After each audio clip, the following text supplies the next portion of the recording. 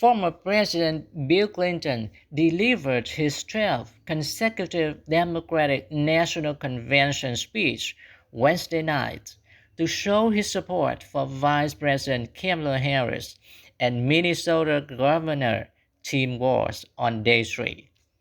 Here is a list of advanced vocabulary and idioms.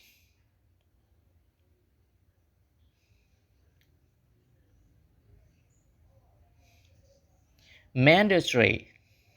Mandatory means required by law or compulsory.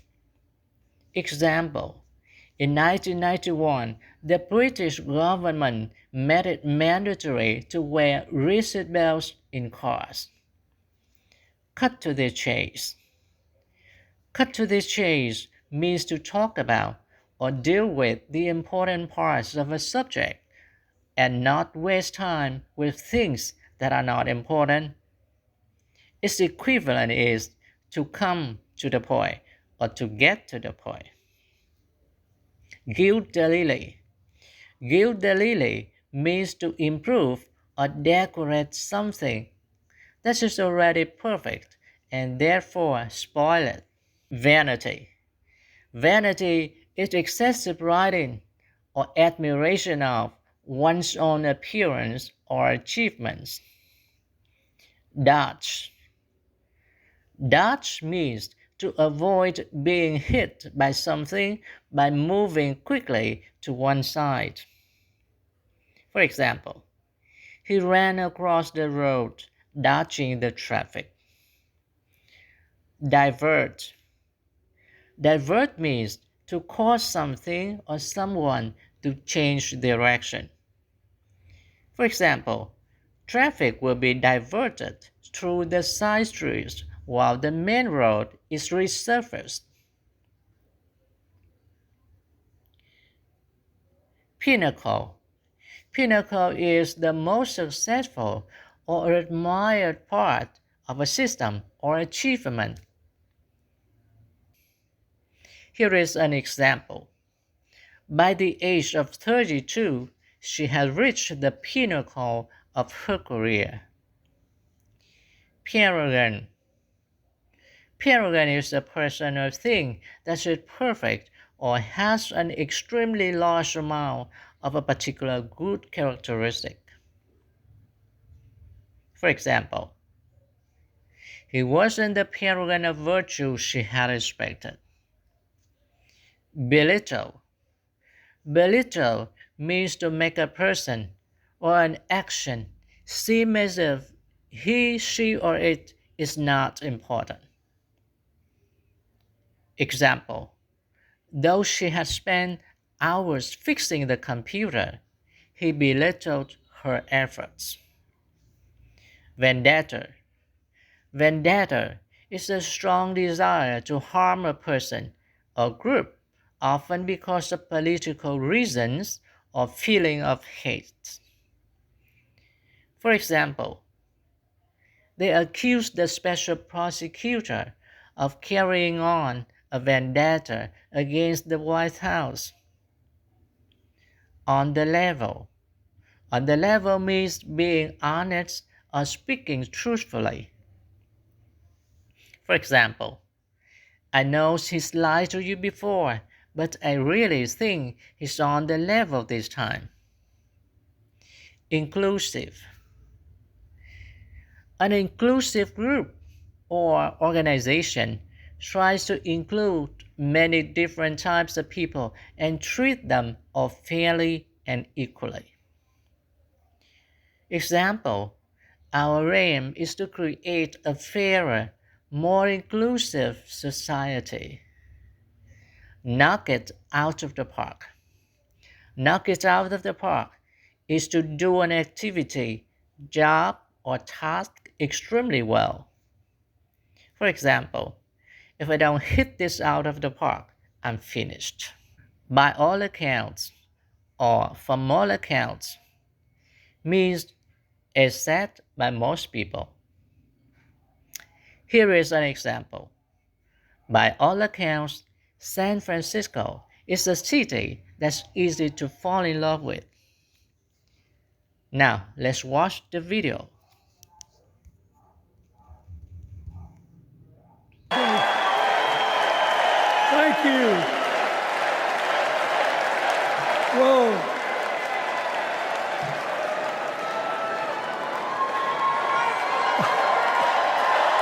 Let me ask you something.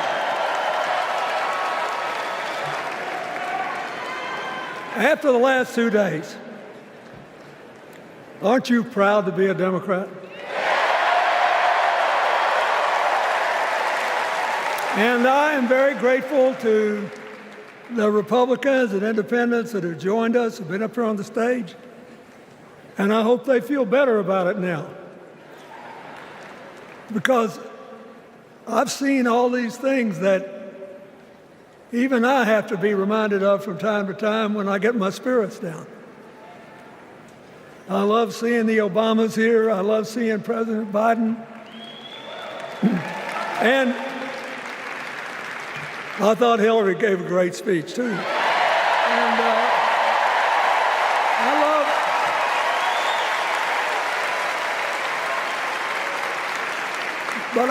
I love seeing all these young leaders.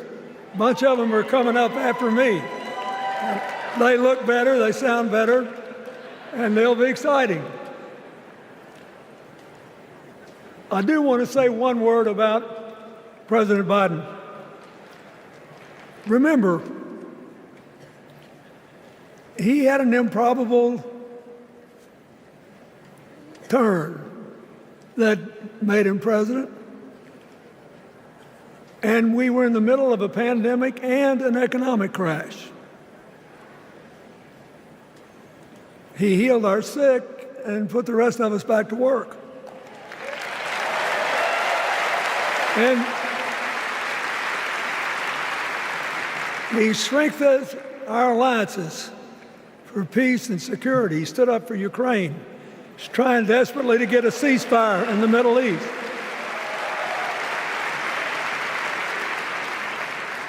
And then he did something that's really hard for a politician to do. He voluntarily gave up political power. And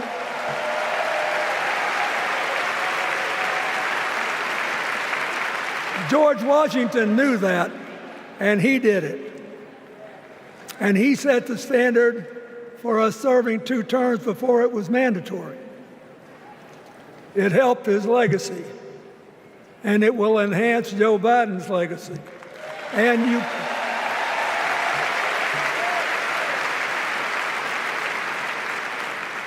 And it's a stark contrast to what goes on in the other party. So I want to thank him for his courage, compassion, his class, his service, his sacrifice.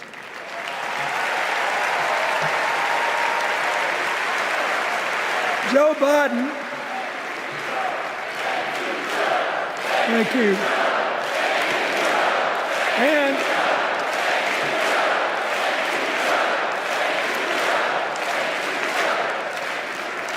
he kept the faith, and he's infected a lot of the rest of us. Now let's cut to the chase. I am too old to gild the lily. 2 days ago, I turned 78, the oldest man in my family of 4 generations. And the only personal vanity I want to assert is I'm still younger than Donald Trump.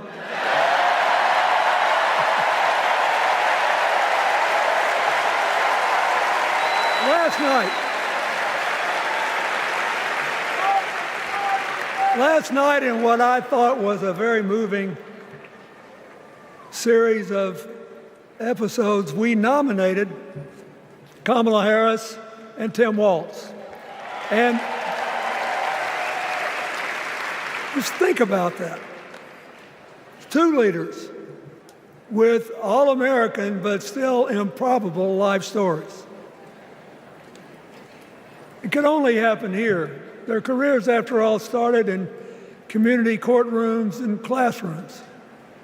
2 leaders who spent a lifetime getting the good job done.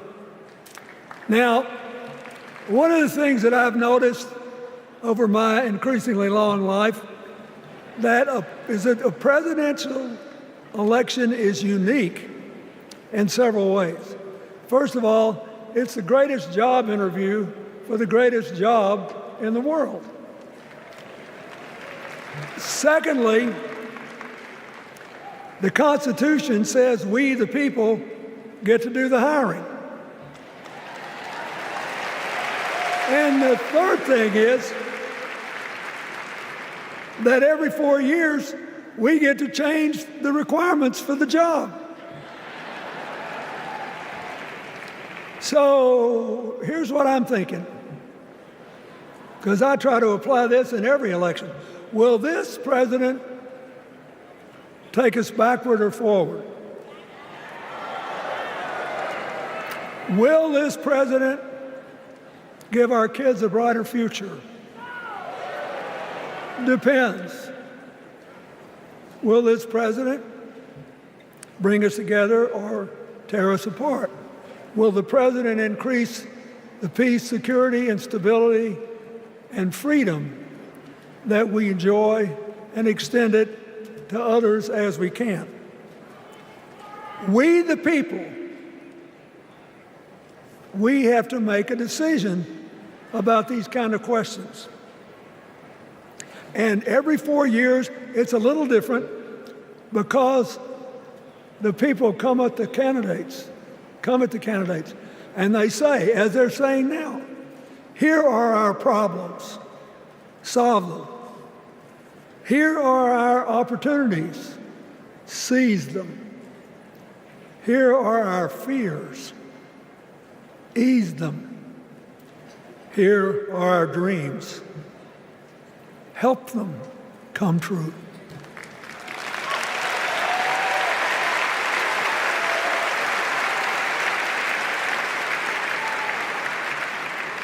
A president can answer that call by saying, I'll do my part, but you have to help me. We have to work together.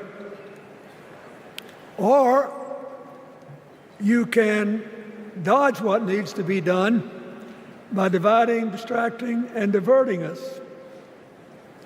So in 2024, we got a pretty clear choice, it seems to me.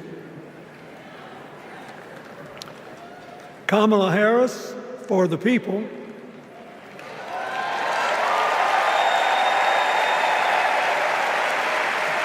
and the other guy who's proved even more than the first go-around that he's about me, myself, and I.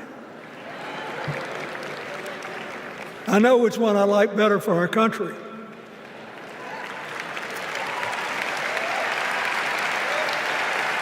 Kamala Harris will work to solve our problems, seize our opportunities, ease our fears, and make sure every single American, however they vote, has a chance to chase their dreams. You know, when she was young, she worked at McDonald's. And she greeted every person with that 1,000-watt smile and said, "How can I help you?" Now she's at the pinnacle of power and she's still asking, "How can I help you?"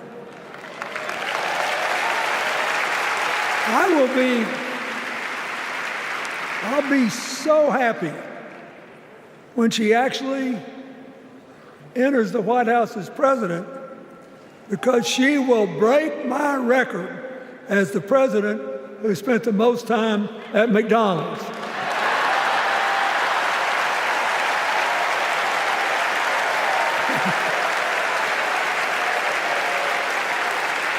Now, but we got an election to win. And remember, we've got a guy that's pretty good at what he does. Donald Trump has been a paragon of consistency. He's still dividing, he's still blaming, he's still belittling other people. He creates chaos, and then he sort of curates it as if it were precious art. Let me say, not a single day goes by, even though I've been gone for well over 23 years from the White House, not a day goes by that I don't thank the Lord for the chance I had to serve and what it meant. And one of the reasons, thank you. Wait.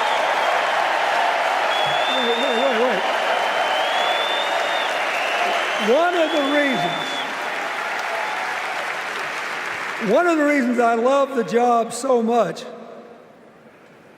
is that in the toughest times, even on the darkest days, if you tried hard enough, there was always something good you could do for somebody else. Now, some days that's not easy to do. You've got to deal with all these emergencies, or there's something going on here, there, or yonder. But Kamala Harris is the only candidate in this race who has the vision, the experience, the temperament, the will, and yes, the sheer joy to get something done.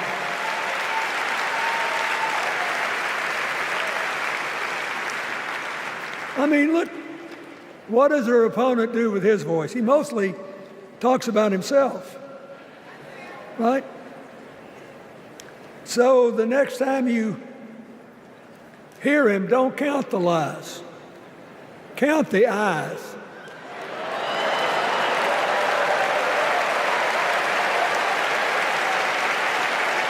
Count the eyes. His vendettas, his vengeance, his complaints, his conspiracies. He's like one of those tenors opening up before he walks out on stage, like I did, trying to get his lungs open by singing, me, me, me, me, me, me.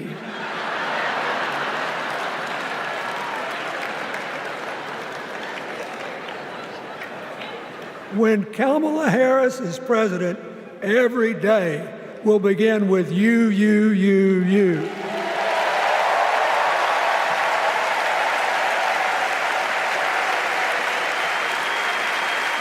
So,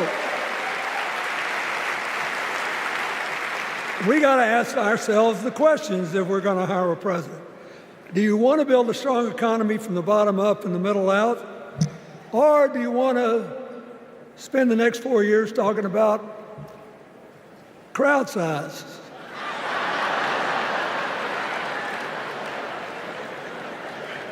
You're going to have a hard time believing this, but so help me, I triple-checked it. Since the end of the Cold War in 1989, America has created about 51 million new jobs. I swear I checked this 3 times. Even I couldn't believe it. What's the score? Democrats 50, Republicans 1.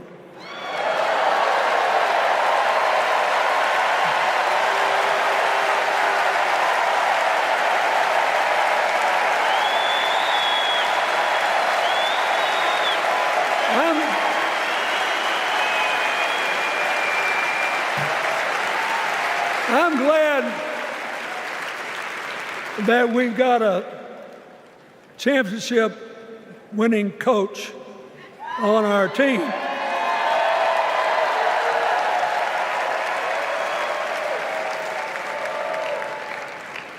But even the most limited of us in what we know about football or any other sport knows that if you're got 50 and the other side's got 1, you're ahead.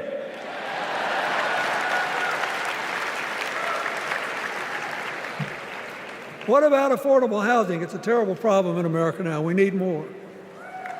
And affordable health care. That's why the Democrats put a limit on monthly payments for insulin and a $2,000 a year out-of-pocket limit, and are trying to cover more drugs by bargaining for prices. We need more financing for small businesses. We need still to strengthen our alliances. I almost croaked in the first debate of this election season when President Trump said nobody respected America anymore like they did when he was president. Wait. And with a straight face. Look, you got to give him. He's a good actor.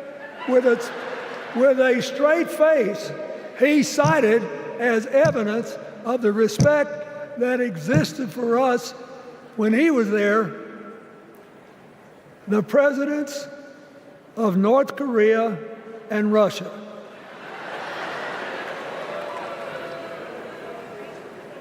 I'd rather have the people who respect us now.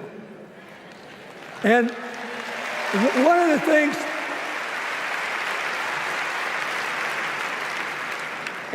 is when you send a signal to the other countries, you want them to know whether they agree with you or not, at least that you're on the level. Here's where you are and what you believe. What are they supposed to make to these endless tributes to the late, great Hannibal Lecter?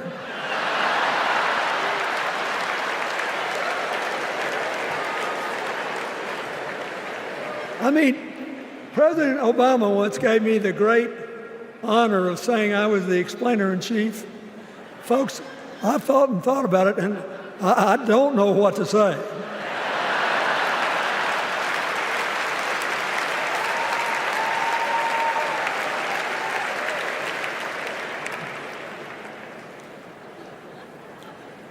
Like Hakeem Jeffries, I too want an America that's more joyful, more inclusive, more future-focused.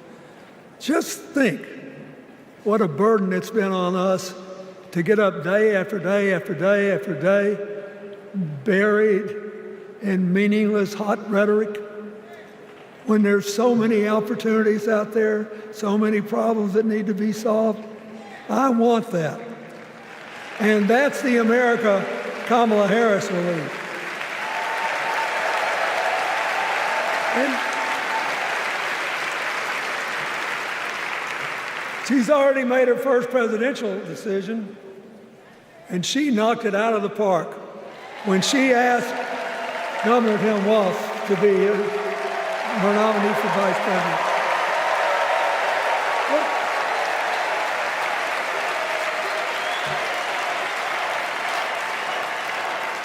As they used to say when I was a young man growing up in Arkansas, you do not have to be all broke out with brilliance.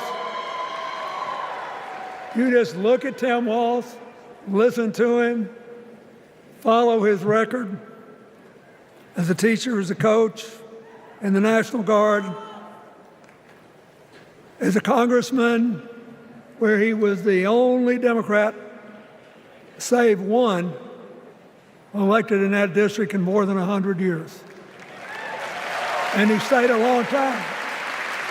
And then he became a great governor. And by all accounts, he was a crack shot who had the courage among his rural constituents to say, we do not need these assault weapons available to people who can kill our kids in school.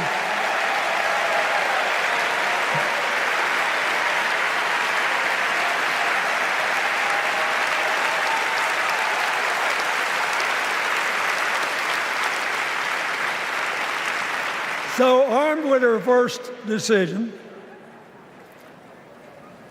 Kamala Harris confronts an interesting dilemma. we're going to walk out of here feeling pretty good, I think. We've got energy, we are happy, we feel like a load's off our shoulders. And we know we're just being asked to fight the same fight that the forces of progress have had to fight for 250 years. In the face of stiff and often violent opposition, we have to find a way to go forward together, where we, the people, make our union more perfect. So, that's a good thing. How could we possibly lose? Kamala Harris has fought for kids her whole life that were left out and left behind. She's taken on gangs trafficking across the border. She's fought to protect the rights of homeowners. She's been our leader in the fight for reproductive freedoms, and we know a majority of the American people are with us on that.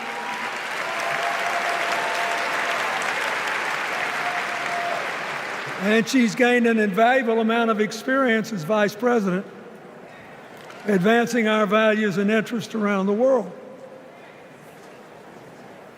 She's already said she's going to work really hard to make sure that no American working full-time lives in poverty or has to worry about their children living in poverty.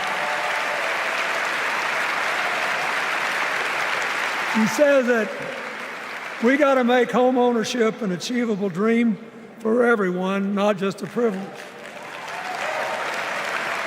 She said that and this meant a lot to me, that she would protect everybody's right to vote, whether or not they voted for her. They were citizens and they deserved the right to vote.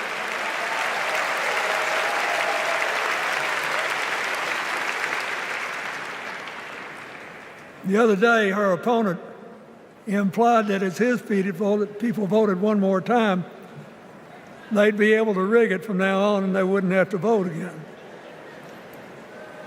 You think they're kidding, but I know a lot of these folks, and most of them are really good people, but some of them think that they are bound to dominate America politically, economically, and socially, and they have to use politics to do it, and they should rig the system.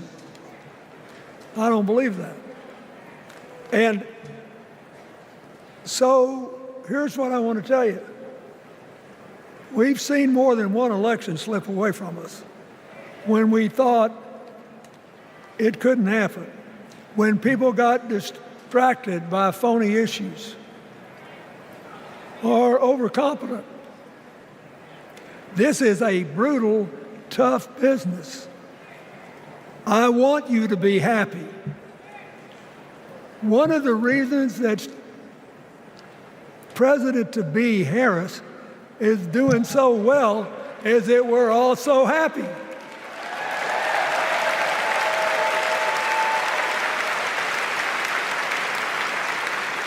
But you should never underestimate your adversary.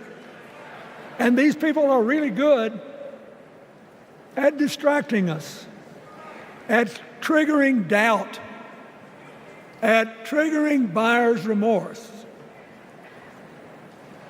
As the Obama said so eloquently last night, they are human, you know. They're bound to make a mistake now and then. We got to be tough. And so, as somebody who spends a lot of time in small towns and rural areas in New York and Arkansas and other places, I urge you to talk to all your neighbors. I urge you to meet people where they are. I urge you not to demean them, but not to pretend you don't disagree with them if you do. Treat them with respect, just the way you'd like them to treat you.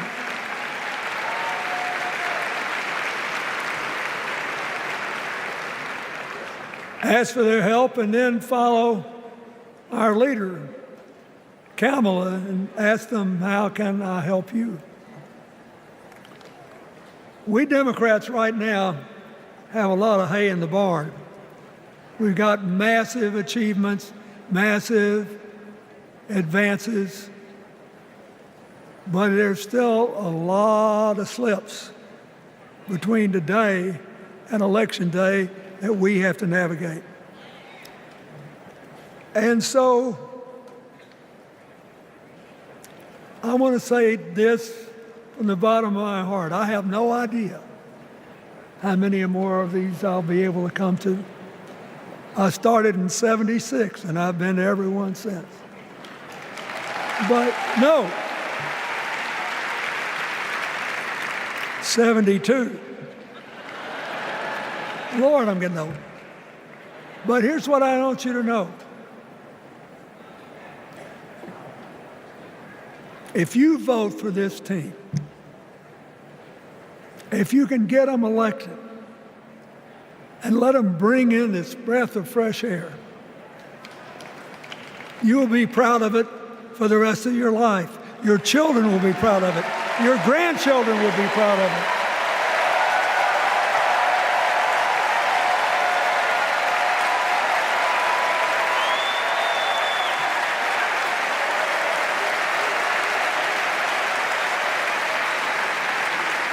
Take it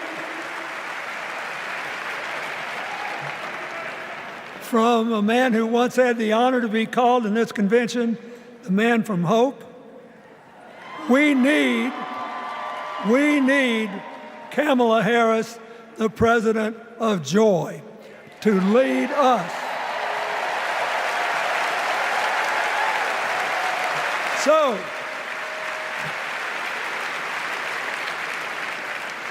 I'll be doing my part, you do yours.